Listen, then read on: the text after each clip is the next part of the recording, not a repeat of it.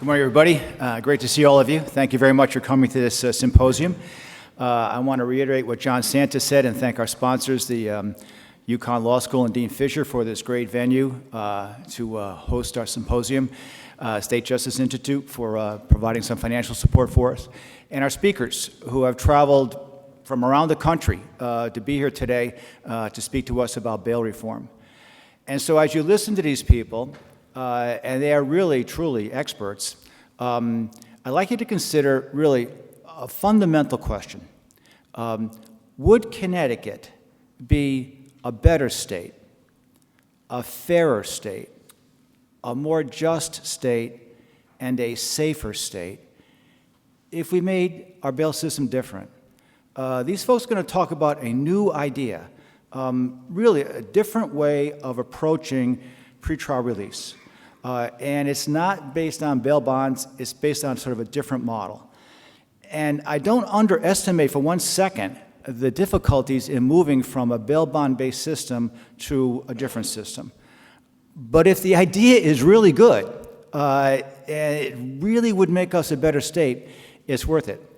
So to help us understand this, we're really honored to have Justice Charles W. Daniels from the New Mexico Supreme Court to speak to us today as our keynote speaker.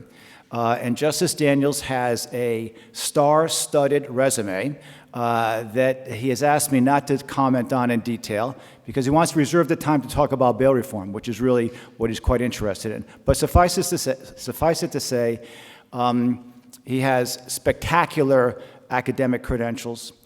He's been on the New Mexico Supreme Court since 2007.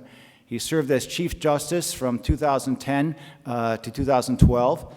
He was again selected to serve as Chief Justice from 2016 to the term of 2018, but elected to step down early because of this issue.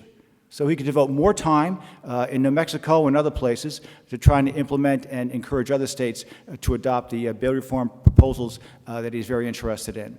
And just one more thing. Most of us in this room, we're day-to-day in our courts. I mean, we practice in our courts as lawyers, as probation officers, as bail commissioners, as judges. And Justice Daniels knows our world. I mean, for over 30 years before he became an appellate jurist, he had an active practice in both civil and criminal litigation. So without more, let's give a good Connecticut welcome to Justice Charles W. Daniels.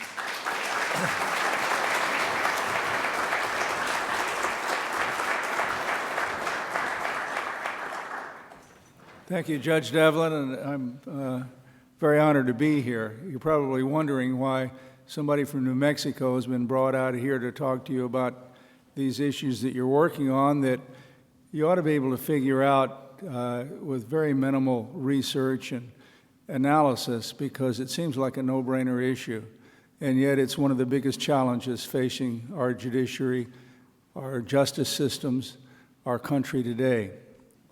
Over half a century ago,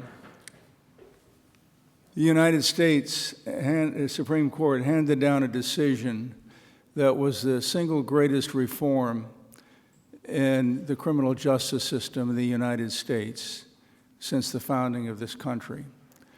In Gideon versus Wainwright in 1962, the United States Supreme Court said something that also seems like a no-brainer issue to us today, that the amount of money a defendant had shouldn't affect the fairness of his trial, and that you couldn't have a fair trial in the complexity of the criminal justice system unless you had the assistance of counsel that on paper was guaranteed by the Sixth Amendment to the Constitution of the United States, a right so fundamental that the United States Supreme Court said it applied also to the states as a fundamental element of the Due Process Clause of the 14th Amendment.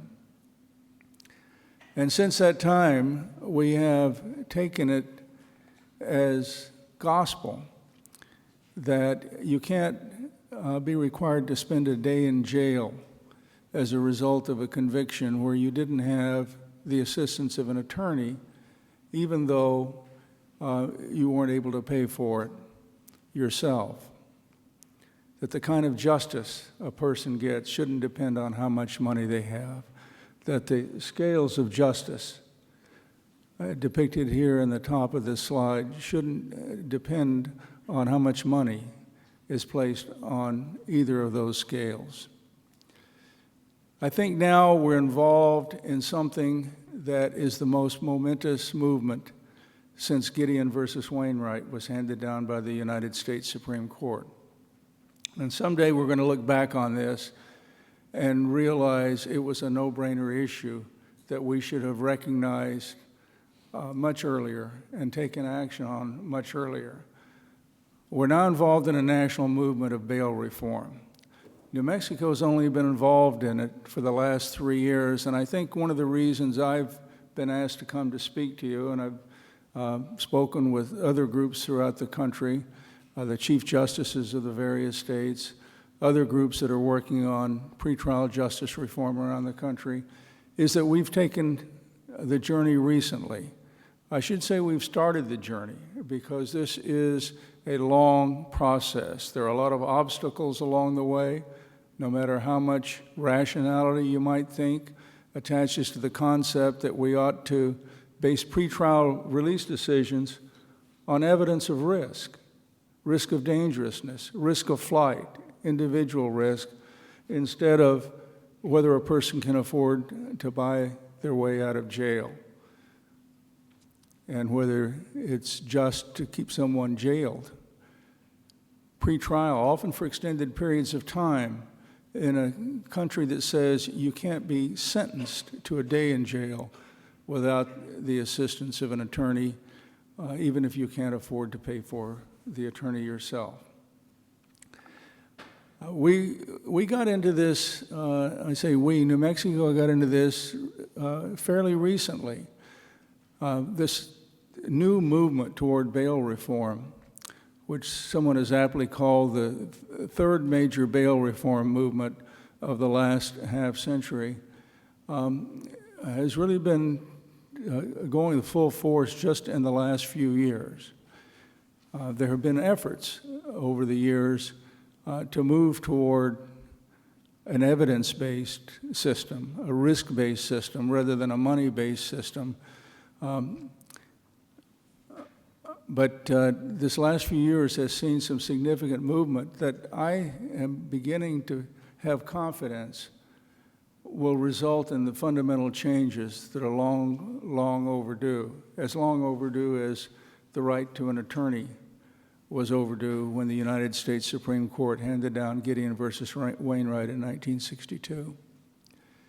Let me tell you how we got started on our journey, because in some ways we were asleep at the switch in New Mexico, and frankly I think a lot of people around the country, our judiciary, our criminal justice system as a whole, our lawmakers, have been asleep at the switch on this issue for a long time, and I think we're waking up. It started in New Mexico just a few years ago, and I'll give you a little bit of background. When I was a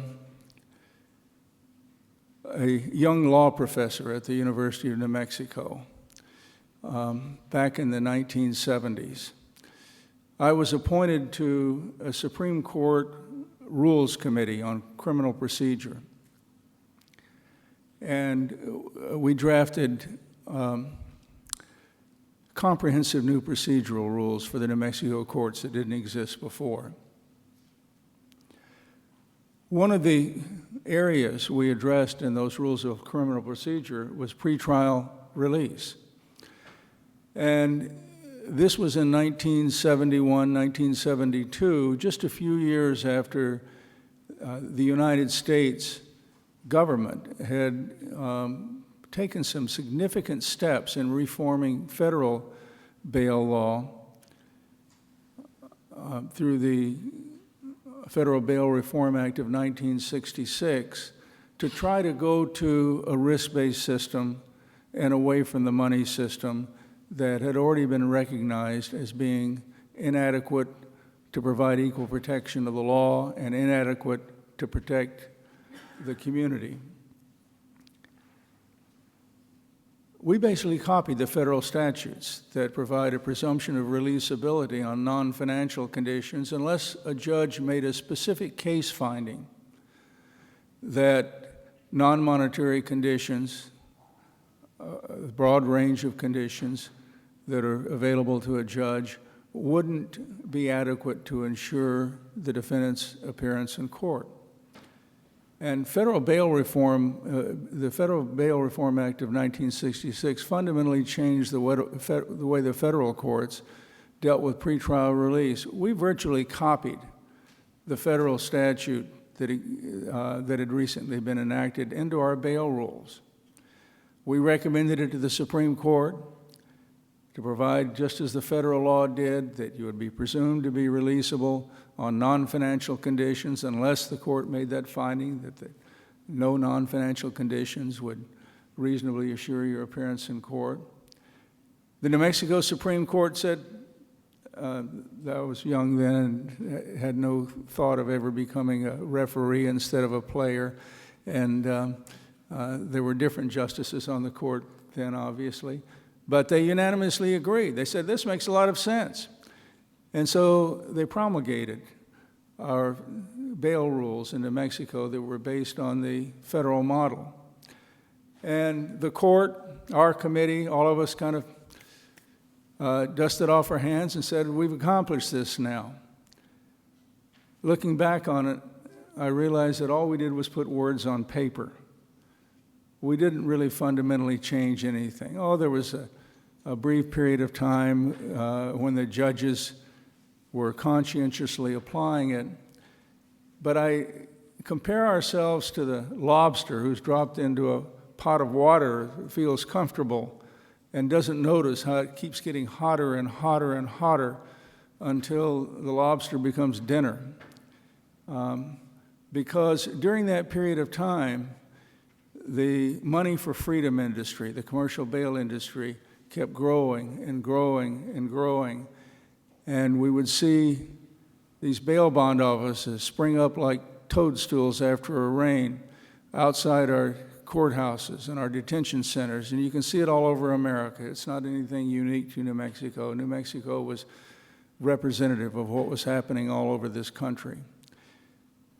And we didn't notice it because it was a gradual thing that occurred. And by the turn of the century, the commercial bail industry, in effect, had a stranglehold on our justice system. And the imposition of money as a condition of release became the norm rather than the exception. Our court really first faced this issue head on 3 years ago. There was a case, I'll give you the citation to it here, State of New Mexico versus Walter Ernest Brown, 2014 case. I was the assigned author on this case. It was a case handed down by a unanimous New Mexico Supreme Court. And this was actually the first bail appeal that we ever had argued before us. I'd been on the court 7 years by the time the young, fire-breathing public defender who represented Walter Ernest Brown brought this case before our court, but she said, I'm mad as hell and I'm not going to take it anymore. And she had a client who was charged with murder. It was a situational kind of offense. I think it was second-degree murder.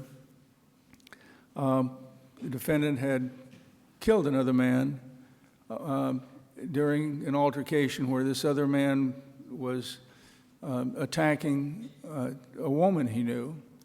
And the circumstances were sort of unique in this defendant's life. The defendant was of low mental capacity but had no serious criminal record. He happened to be over at someone else's house, and he saw what he perceived to be an attack on this woman who was a friend of his, and he ended up killing the victim.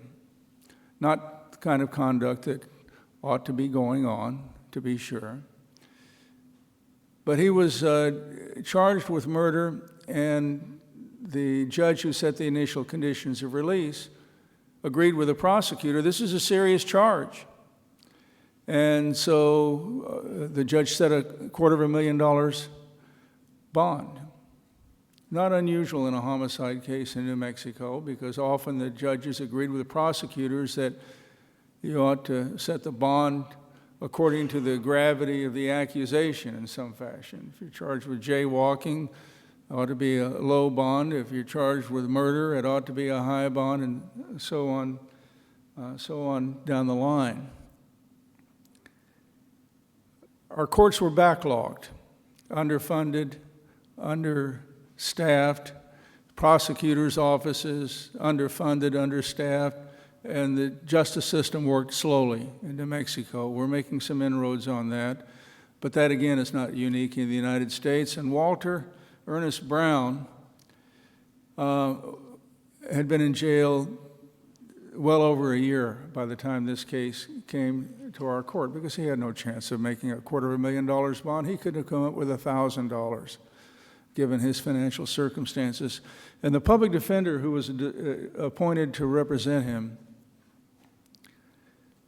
filed a bond reduction motion, which our words on paper had provided for from 1972 when we adopted that federal model. And the judge conducted an evidentiary hearing. And all the evidence from a psychologist, from the pretrial services officers, all the evidence presented to the judge was that this defendant was not a flight risk. He was not going to go anywhere if he were released. And he was not dangerous to anyone. He had never committed this kind of offense before. There was no reason to believe he would do it again if released, any more than the run-of-the-mill person would be inclined to do that. But at the end of the hearing, after the judge made findings of fact that the defendant was neither a flight risk nor a danger to the community, the judge again agreed with another prosecutor who said, "Judge, I have no evidence, but this is a serious charge. In light of the seriousness of the offense, the state requests that the bond remain at $250,000. This is a serious charge." And the judge said, "Yes, I'm going to keep that bond in effect because this is a serious charge and anything less wouldn't be appropriate for a murder case." More months passed. A year passed in all. And the public defender came back again and filed another motion. And another evidentiary hearing was held. And again, the evidence was uncontroverted that this defendant was neither a flight risk nor a danger to the community. And once again, the judge made those findings in written findings, but the judge said, in light of the seriousness of the offense, I think anything less than a $250,000 bond would be inappropriate.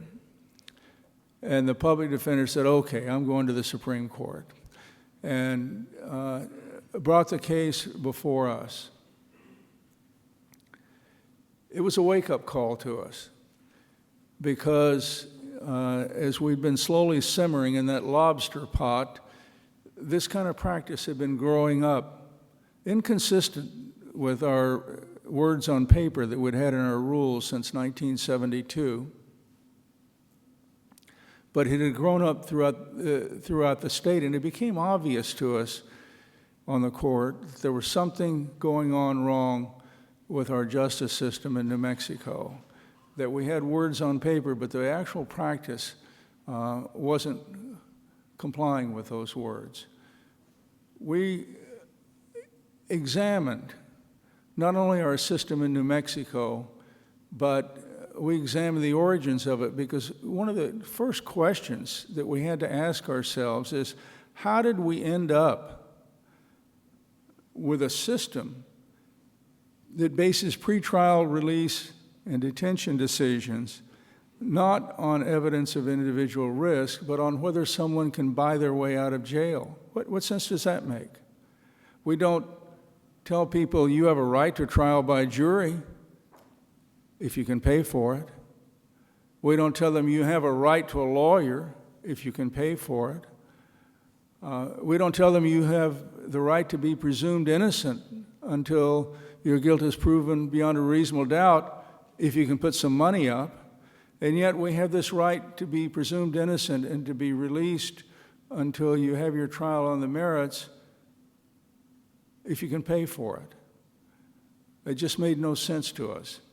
And so we went on an archaeological treasure hunt, going back through the mists of history. It went back beyond New Mexico history. We've only been a state since 1912. We went back beyond United States history. We went to England, where our bail system originated, and went back beyond the Magna Carta and the Norman Conquest. And the history books tell about it, how this money system arose. The Brown opinion, if someone wants to know the real history to the bail system in the United States, I'd suggest you read this opinion, because we took a lot of time tracing how we ended up with a money for freedom system instead of an evidence-based system. And it's an interesting story, because it started at a time when it made some sense. Before the Norman Conquest, before the consolidation of power in a single king of England, the Anglo-Saxon tribes had a system that dealt with crimes as a private matter between the offender and the victim. And it was based on compensation, that if someone stole something from someone,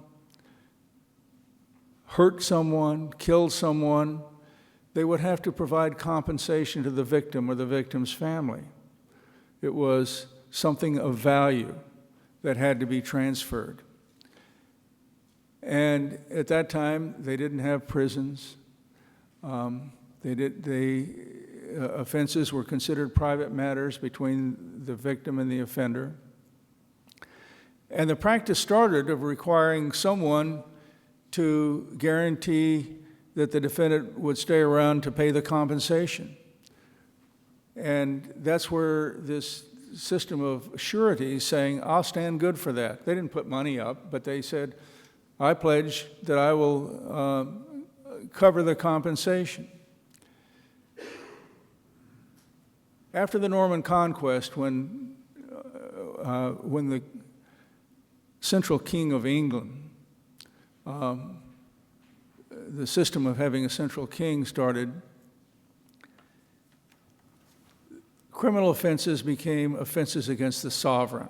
They were viewed as not just matters of a wrong done between private parties, but commission of a crime was considered a crime against the state, in essence. And the bail system continued, the money system continued. You wouldn't put money up, but you would say, I'll stand good for that, I'll be a surety. A friend, a neighbor, a family member would be a surety. And it was enshrined in the Magna Carta a century later, this fundamental right to be released on bail pending the resolution of the criminal charges against the Crown. That's the system our colonies inherited from England.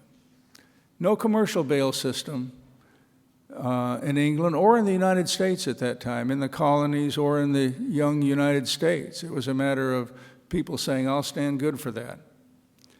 The commercial bail system didn't start in the United States until the late 1800s. I think some of the, we didn't put this in the opinion, but some of the anecdotal information indicates it started in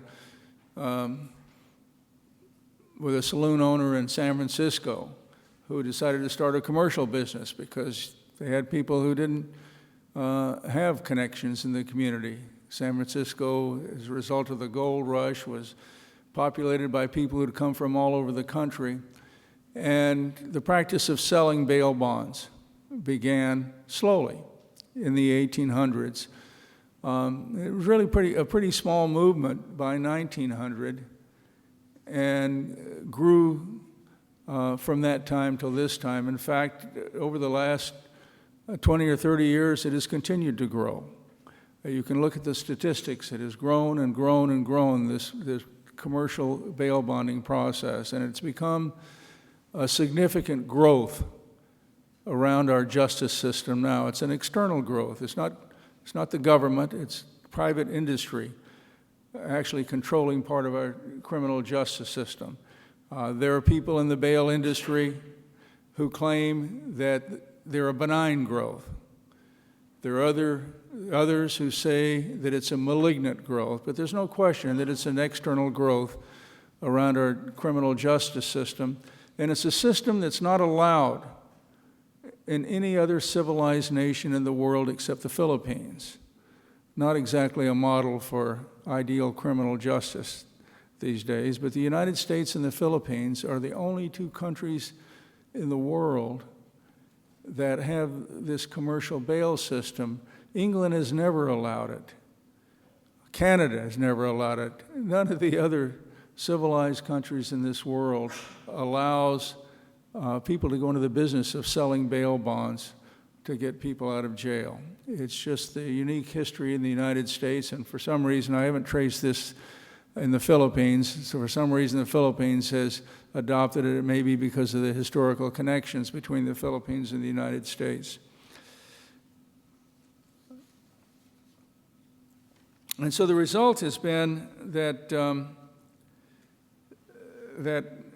we have these bail bond offices. This is another photo. That first one you saw was New Mexico bail bonds. Here's another one. These are all in the vicinity of our largest court in the state, in Albuquerque, our largest city, and there are dozens of them within a few blocks of the courthouses. That one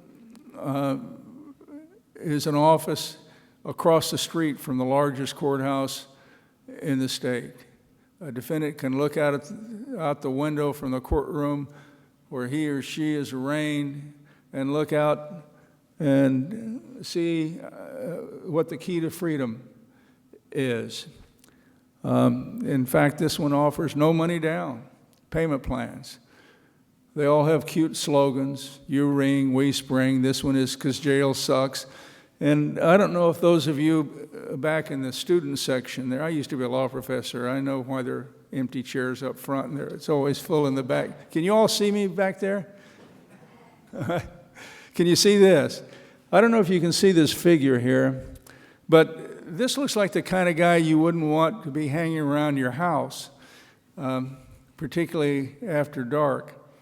This little logo that they put on the sign of the New Mexico Bonding Agency. But where do you think that guy is going to get the money to make payments on that no money down payment plan bail bond that place is selling? But it's hanging on the wall of that bail bond office where the defendants who are being arraigned and having the bond set can look out and see the keys to freedom.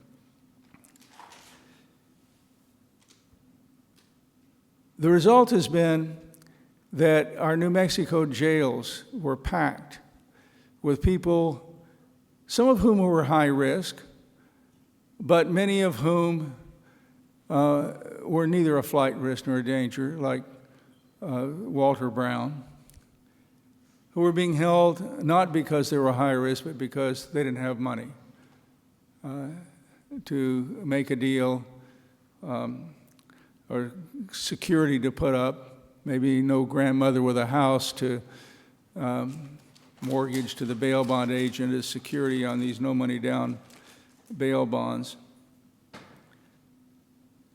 Not only a great detriment to the defendants who are being held in the jail and their families, not only to the detriment of the community, because the evidence is clear from studies around the country that the longer a person sits in jail pretrial, the higher the likelihood of their committing a new offense after they're released.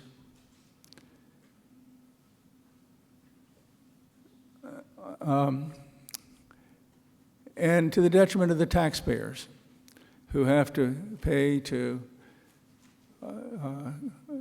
lock these low-risk defendants up, to guard them, to clothe them, to feed them, to medicate them, to do all the things you have to do with prisoners, whether they're pre-trial or post-trial.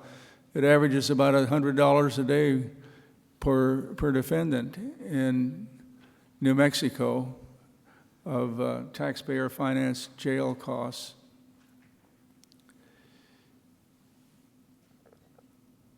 In Brown, we reviewed the history of how this bail system developed, and we reviewed the existing case law. When we issued this opinion, which was the first comprehensive bail opinion ever issued by the New Mexico Supreme Court, it was treated as some kind of a bombshell that our court had done, and we created no new law in the Brown opinion. We simply researched and reported on existing law, like the Stack versus Boyle case in the 1950s from the United States Supreme Court that said any amount of bail required beyond what's required to assure a person's return to the court is unlawful. It's excessive bail under the Eighth Amendment. The only function of requiring money to be posted that is constitutional is to assure the person's return to court.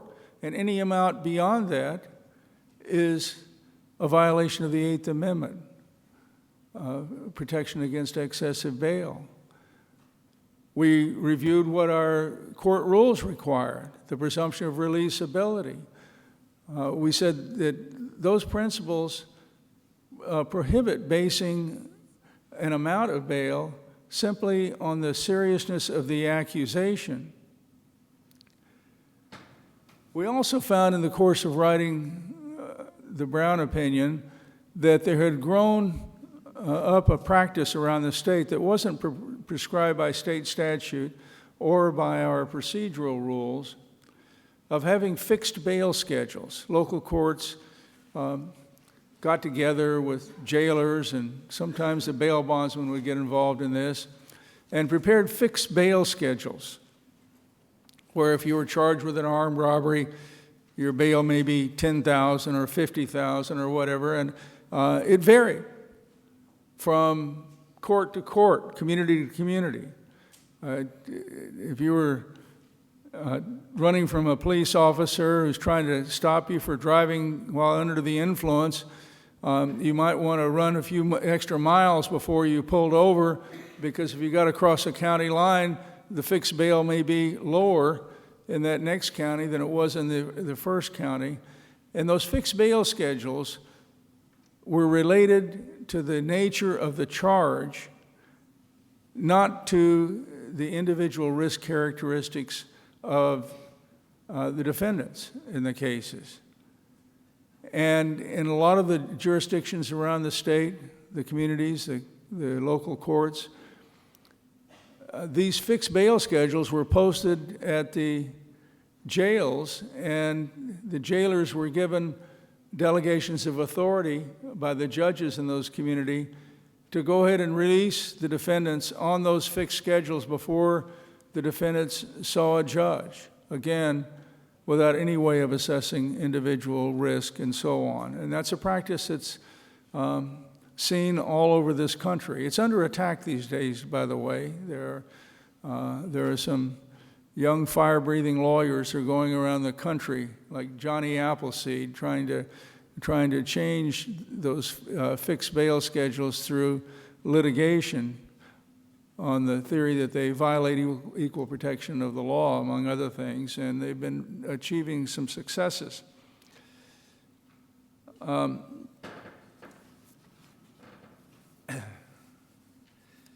Your sentencing commission, your Connecticut Sentencing Commission has issued a report that I've reviewed, issued in February of 2017, a report to the governor and the general assembly, finding a lot of the things that we found in the Brown opinion and reviewing a lot of the law and identifying the problems of this money system. If you haven't seen it yet, I suspect most of you have, it's certainly worth reading, because you're, I think, headed down a similar path to the one that we've done in New Mexico. We also identified a problem in the Brown opinion, because our bail laws in New Mexico focus solely on flight risk. We did have a provision in our rules that provided that judges could set conditions of release that would try to minimize danger to the community. Judges could require ankle bracelets, monitoring, curfews, third-party custody, reporting requirements, supervision, all those kinds of things. But a judge had no legitimate authority to deny someone release simply on a finding of dangerousness. And as we identified in the opinion, one of the reasons, the reason for that was a provision in our state constitution. All persons shall before conviction be bailable by sufficient sureties, except for capital offenses when the proof is evident or the presumption great. You folks in Connecticut recognize that language, don't you? It's in your state constitution too. It's actually in the constitutional laws, or at times has been, in 47 of the states of the United States. In Brown, we traced it back to its origin. That language, that archaic language, is indeed archaic, because it was taken by most United States jurisdictions from a 1682 Pennsylvania constitutional provision, before Pennsylvania became a state. It was a commonwealth. And that language was in that 1682 constitutional provision in Pennsylvania, and virtually every state that entered the Union after the formation of the United States copied that language into the state constitution. So, except in this narrow category of capital offenses, and by the way, the New Mexico legislature and governor repealed capital punishment in 2009 in New Mexico, so that the upshot of it is that every person in New Mexico under this state constitutional provision had a right to be released on bail. A judge could not say, you are too dangerous to be released, Osama bin Laden, or whoever, the Charles Manson. I guess that cultural reference is a little too old for most of the people in the room. Think of somebody dangerous now, maybe bin Laden. You're too dangerous to be released. I'm not letting you out. I don't care how much money you can pay to a bail bondsman. By the way, if you haven't seen John Oliver's piece on bail, go to YouTube and just type in John Oliver and bail. He has a great piece in there how Robert Durst, the accused multiple murderer, was being interviewed about a case in one of the 3 murder charges that he has had to deal with, where he clearly was guilty of killing his neighbor and chopping up the body into pieces, putting it in a trunk and so on, and was arraigned and had his bail set at, I think it was $250,000 in his case. And the interviewer was saying, well, you posted the bail and then you fled. Took a year for them to get you. And Durst says, goodbye jail, goodbye bail. And it was an example of how some people can buy their way out. Because of this constitutional provision, New Mexico judges didn't have any legitimate authority to deny release to dangerous people, dangerous defendants, And that is a common problem in all states with that kind of constitutional provision. The result of that absolute right to bail in the vast majority of American jurisdictions is that judges whose only tool under the Constitution guaranteeing the right to bail is the setting of bail conditions. And by the way, bail refers to more than just money bail. Bail is the system of release. It's often used to refer to the posting of money, but it's a much broader concept than that. The money bond is one form of bail. Personal recognizance is a form of bail. But because the judges only have the authority to set the conditions of release, including the requirement of the money, judges throughout this country, New Mexico is not alone in this, it's a phenomenon all over this country, have used the only tool they had, much like a workman whose only tool is a hammer and who approaches every problem as if it were a nail.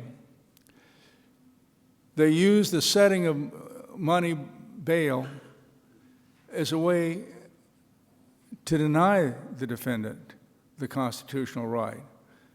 Judges all over this country, consciously or otherwise, end up setting bails that are designed not to assure the defendant's return to court, but to assure that the defendant will never get out.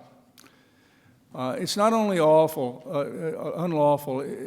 and it is awful, it is often ineffective because it ends up letting people like the Dursts of the world or that young thug who has buddies on the street that can find ways of coming up with quick money or can do it himself. You can imagine what a person who makes his living as a car thief or a burglar is going to end up doing to make those payments on that bond. The bail bond agent comes around the jail and says, well, you got a $50,000 bond, that means you've got to pay me $5,000 and you get out. And the defendant says, well, I want one of those no money down bonds. I don't have any money on me now, but give me 24 hours and I can come up with that $5,000. So it was a horrible situation. We described that in Brown and talked about the fact that under the law, the judges can't use money to detain, and the United Supreme Court has held that also. It's absolutely established in the law that you can't use the setting of a money bond as an under-the-table way to deny the defendant his right to be released. But it's a problem because community safety is an important consideration. It's an important consideration to judges, it's an important consideration to our communities, and it makes no sense to release people who predictably are going to go out and follow through on their promise to finish killing their spouses or kill the victims or witnesses in their case or victimize new people. So we decided we needed to try to get a handle on things. This was 3 years ago. We looked around at some of the movements around the country and saw that they were starting to deal with not only the inequities of the money system, but to deal with dangerousness also. And as we described in Brown, the movement nationally had started in 1970 in the District of Columbia with the DC crime bill that created the first preventive detention system in United States law that allowed judges on a finding by clear and convincing evidence of dangerousness or flight risk to deny release altogether.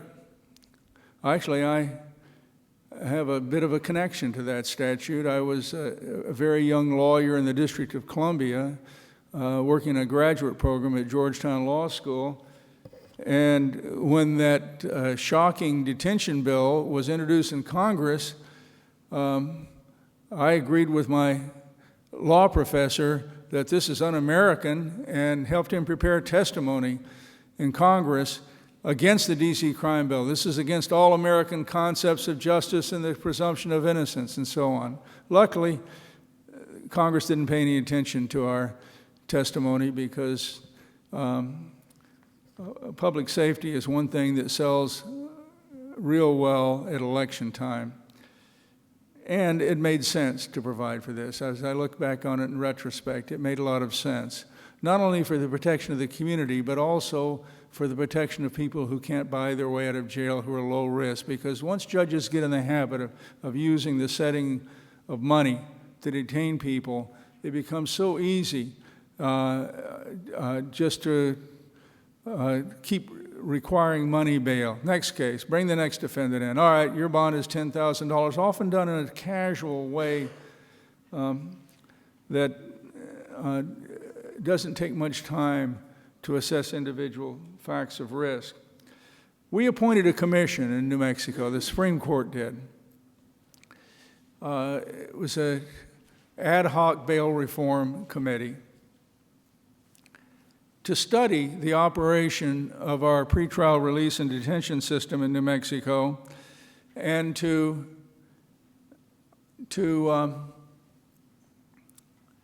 make recommendations to the court, the Supreme Court, which has rule-making power in New Mexico, not the legislature, which is a great benefit to us. It's made it much more possible to get the reforms that we have accomplished through.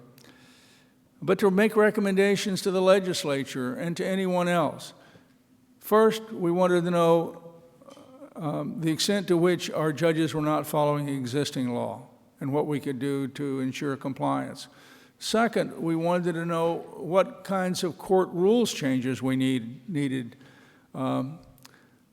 to improve our pretrial release and detention system. And third, we needed to know what changes in other law, including the Constitution, are required. I received a call shortly after the Brown opinion was announced from a judge named Truman Morrison in D.C. I think he's been out here to speak to you folks before. Got a call from him out of the blue. It started a wonderful professional and personal relationship. He comes out to visit me from time to time. I go back to visit him, and we talk constantly about bail reform because he's significantly involved in it.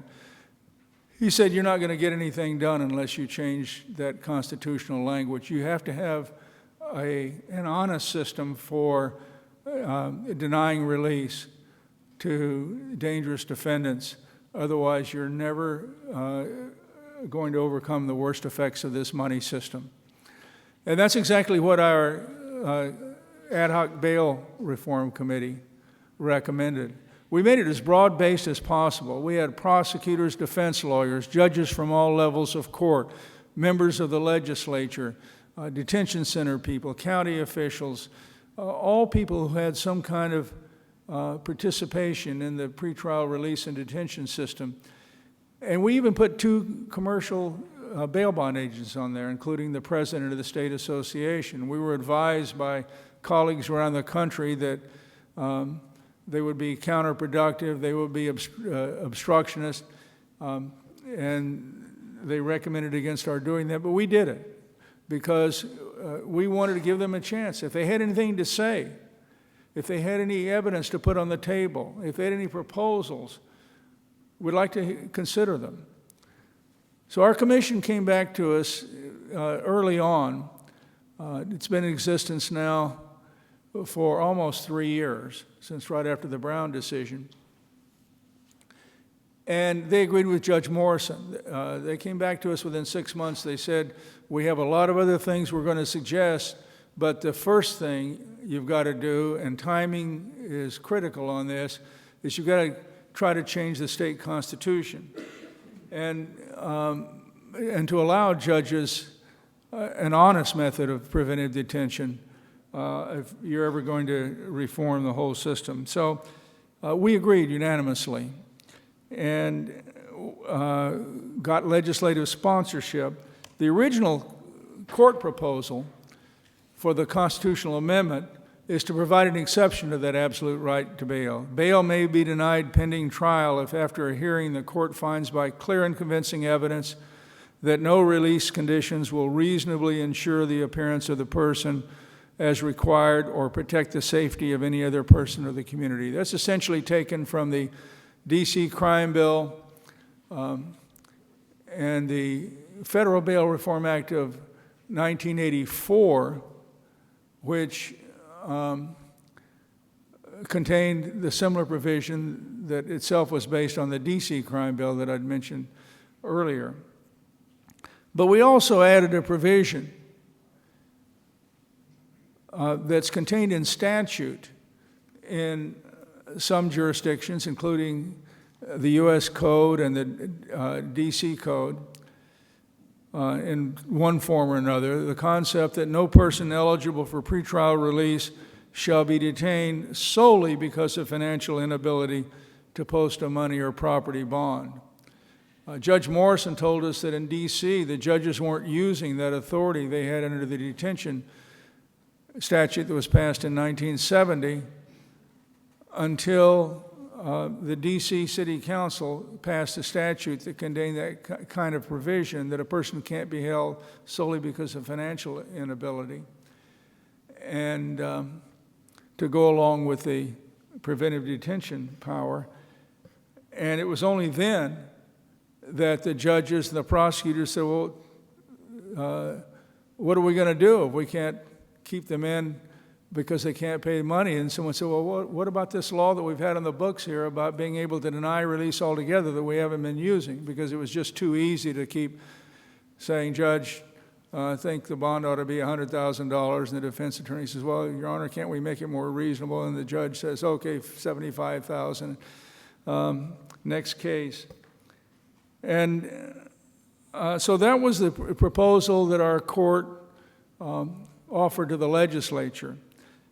It brought out legions of representatives of the bail industry, a squad of paid lobbyists, agents working the legislature. We had a heck of a time getting it through the legislature, and there were some amendments that took place. One of the things that took place is they narrowed the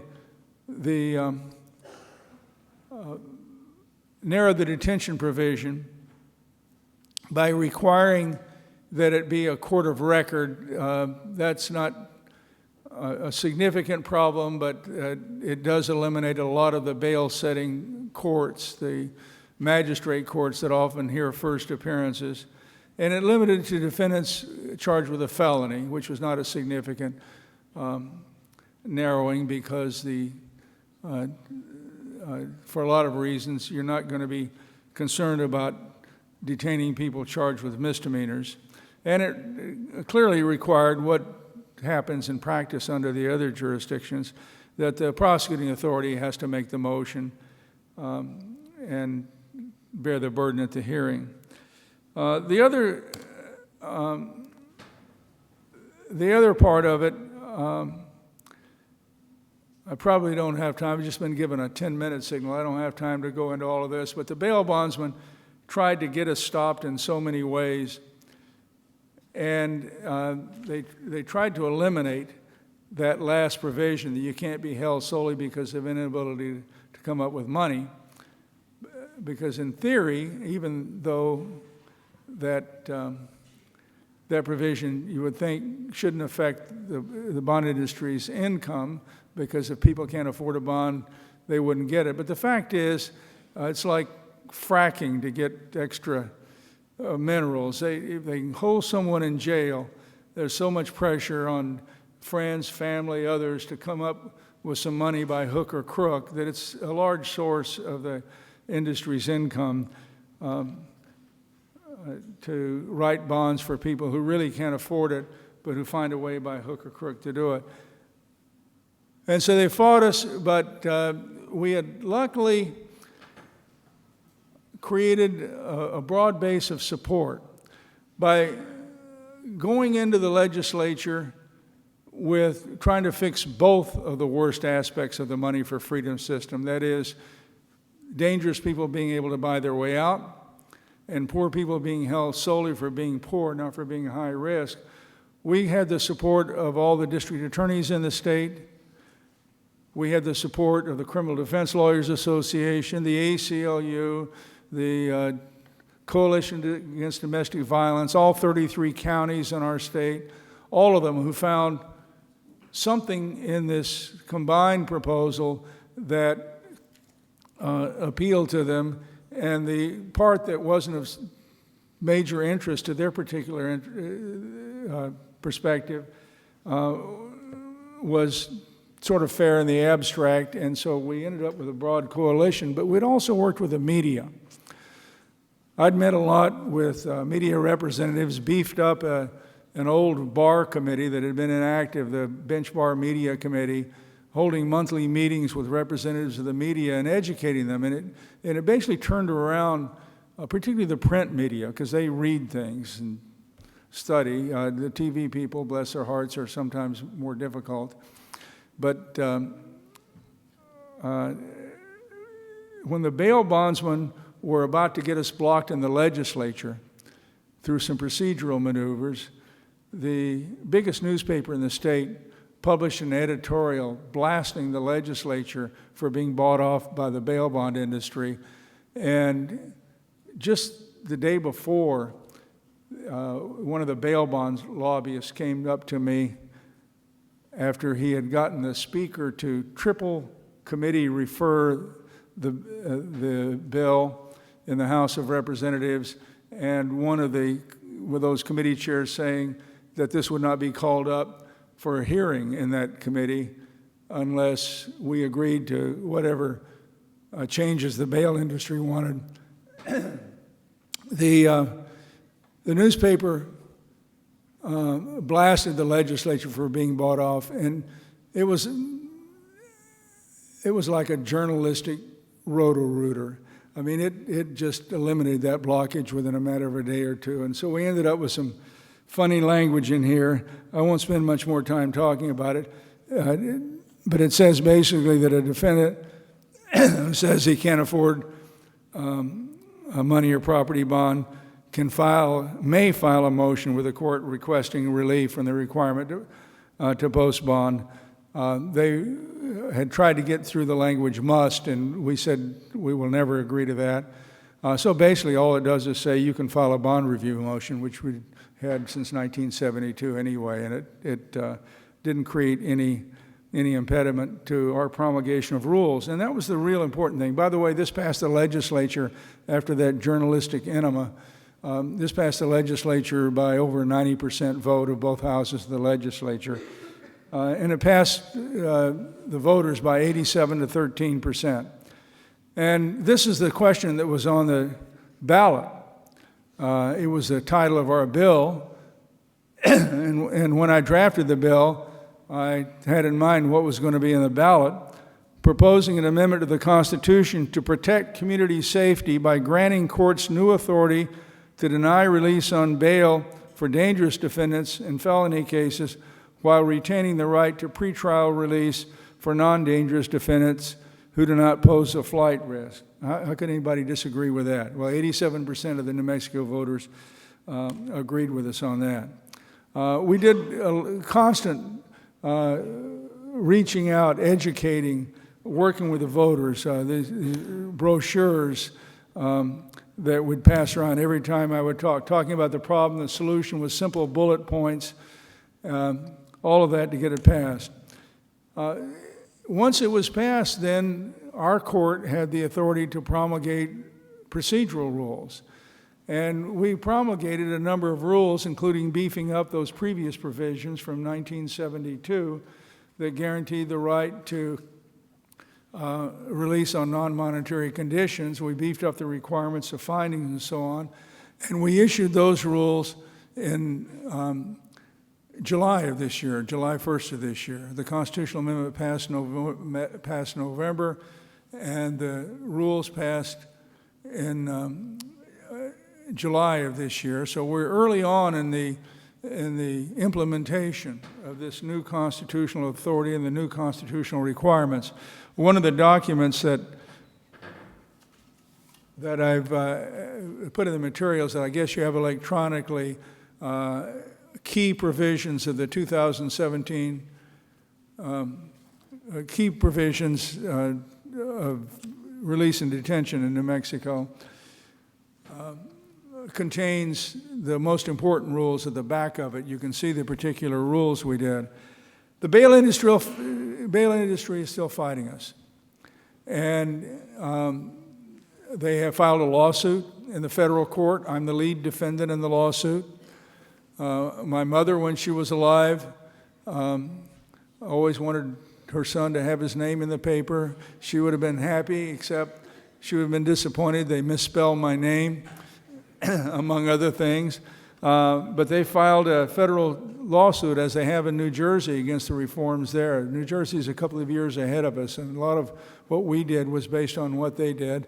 Got just a few more things to say. And the judge has already denied their motion for a preliminary injunction. They brought in an out-of-state federal judge, which I think was a wise thing to do. They sued all the justices personally. I'm just the lead defendant, but they sued the justices and some other judges and court administrators, saying it was un-American to have these bail reforms. And the judge has already denied their motion for a preliminary injunction in a 50-page, well-researched opinion, pointing out why there's absolutely no merit in the case and they're unlikely to prevail on the merits. And we have a dismissal motion pending before the court.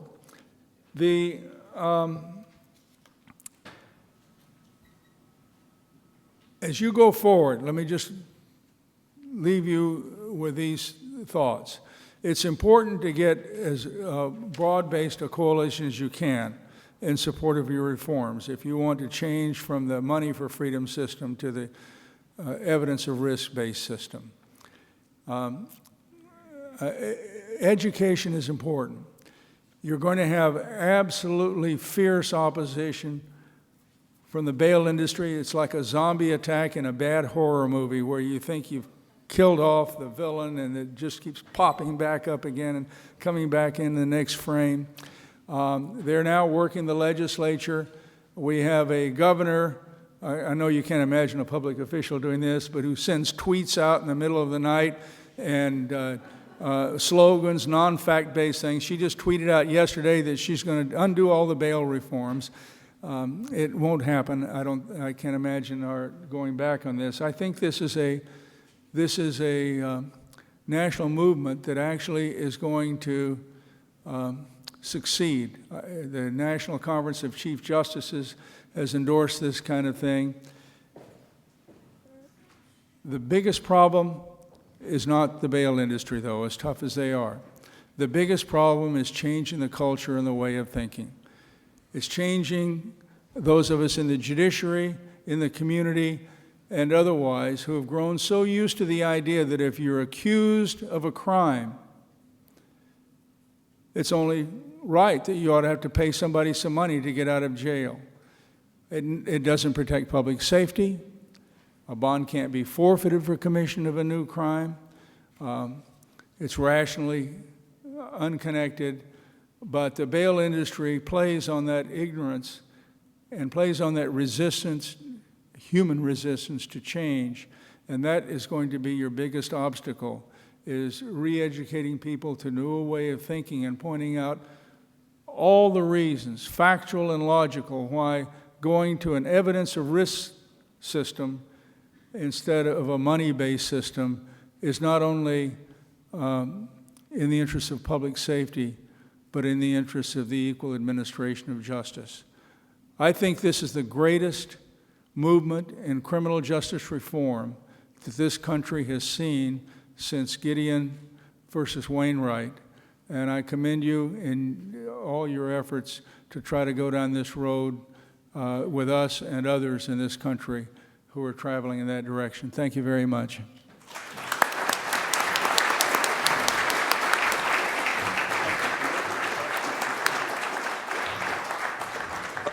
Alex, I think we have a question for the Justice. Yes, we do have time for probably just one question. So if anybody has any questions, raise your hand and we'll come to you.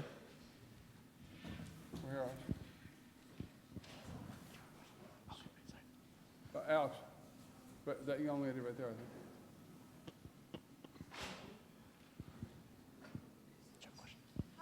think. In your historical research, did you determine why that statute that became part of so many state constitutions from the 1600s was adopted and why the states adopted it? It's hard to imagine that in England and in early America, people wanted dangerous people to be necessarily bailable.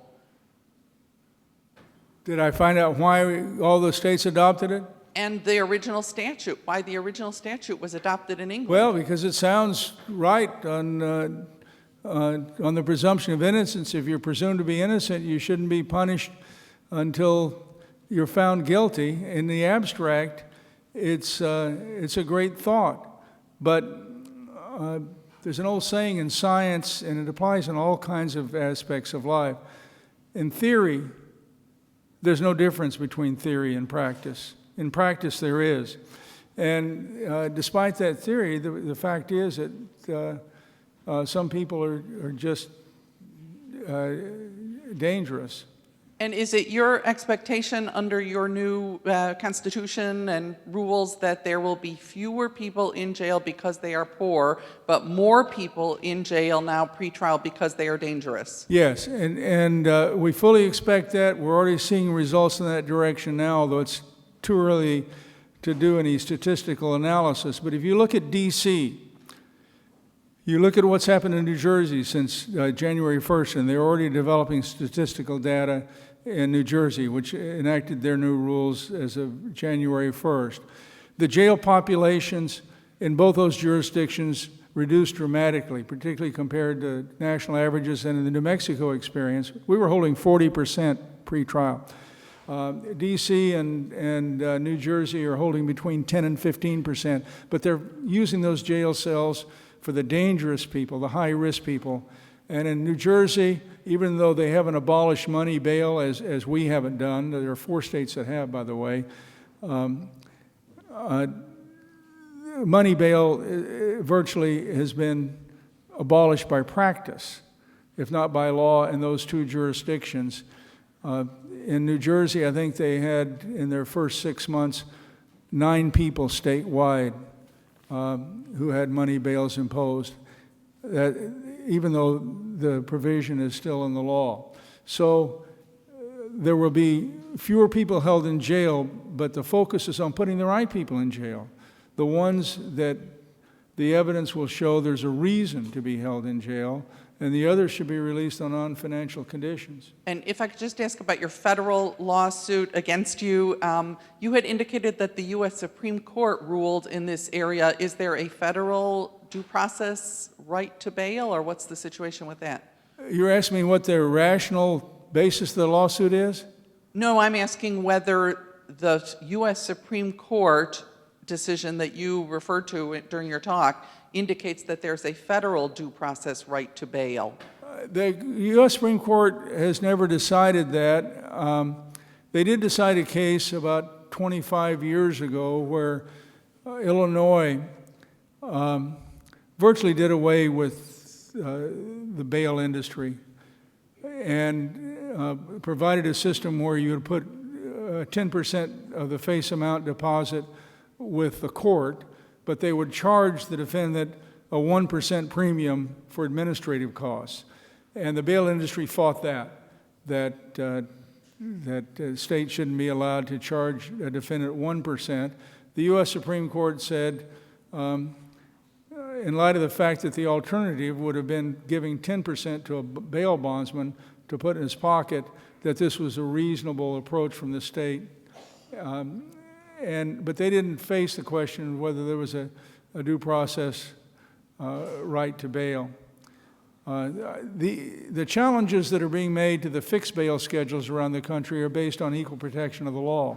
Because we've recognized in other contexts, you don't put somebody in jail because they can't pay a fine. You don't deny them the right to a fair trial simply because they can't pay for a lawyer, those kinds of things. And that's the basis of the challenges to the fixed bail schedules around the country, is the Equal Protection Clause. Thank you, Justice. Any other questions? Or you okay, Alex? We're good? Thank you, Alex. And thank you, Justice Daniels, for an excellent presentation, very, very enlightening. And we appreciate your coming here and sharing that with us.